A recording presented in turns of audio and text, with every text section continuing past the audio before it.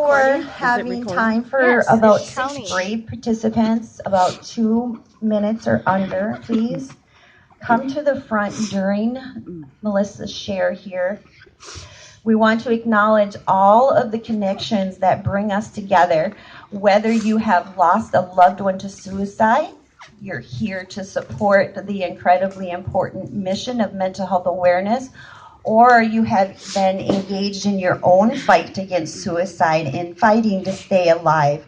We are so glad you are here with us at the 6th annual Out of the Darkness event. Maybe you are all three of those that I just mentioned.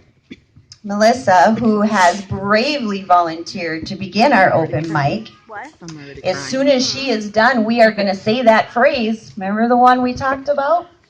And anybody else that would like to participate, if you could just come and kind of wrap yourself around the table here, and we'll get going.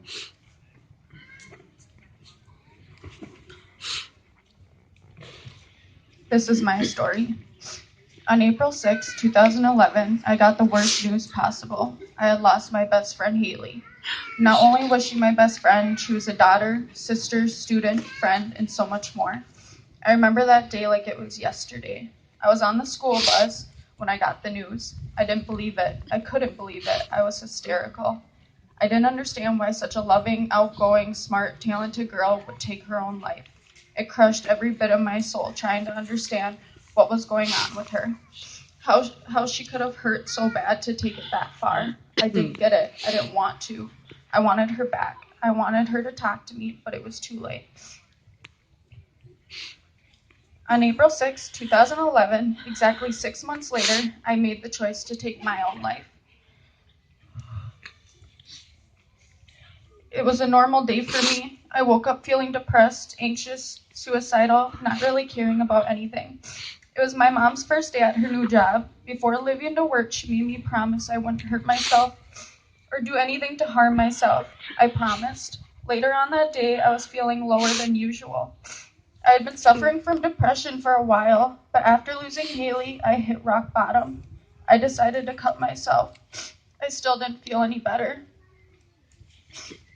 That's when I went to my mom's pill cupboard and grabbed 2 bottles of pills. Not knowing what they were, I quickly dumped some of both in my hands and swallowed them. I started feeling tired and scared. I messaged my friend telling him what I had done. A few minutes later, he showed up at my house. At that point, I couldn't stand up.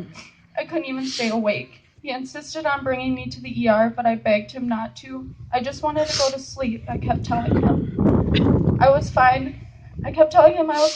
But he knew I wasn't okay. He picked me up, put me in his car, and rushed me to the hospital. At that point, I was forcing myself to stay awake. I was scared if I hadn't, or if I had let myself fall asleep, I wouldn't wake up. I knew at that moment I made a mistake. I couldn't turn back now. As much as I wanted to fix what I had done, I couldn't. I could only fight from this point on. As I get rushed to the hospital room, I hear nurses and doctors asking me questions. I tried my best to answer, but I was so tired and so weak. They asked me what I took, why I did it, if I knew what day it was, or even the time. I kept answering because I knew I had to stay awake. I knew they needed to know what I had done so they could help me. They said they couldn't pump my stomach because the medication had already affected me. My blood pressure was dropping rapidly. Not knowing one of the medications I had taken were blood pressure pills. That's when my mom came into the room. She had got the call at work and rushed to the hospital.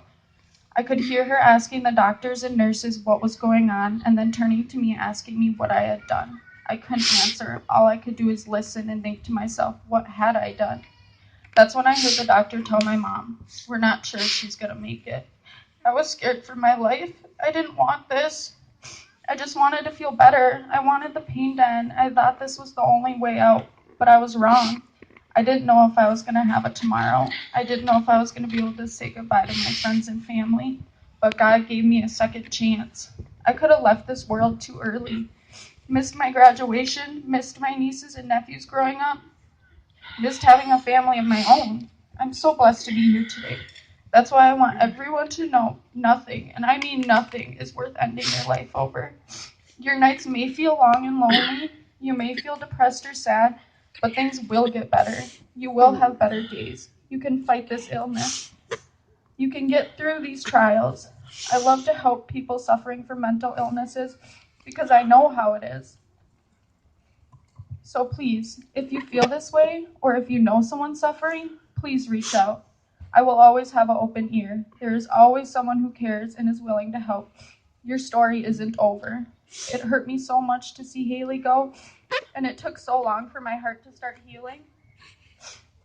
I seek closure for so long, but in the end, I realized nobody will know the demons she was fighting and the hurt she endured. Not a day goes by that I don't think about her and wish she was here. But you have to remember the good times. I know that's what she would want. She will always be in my heart. My name's Melissa Malvin, and I am a survivor.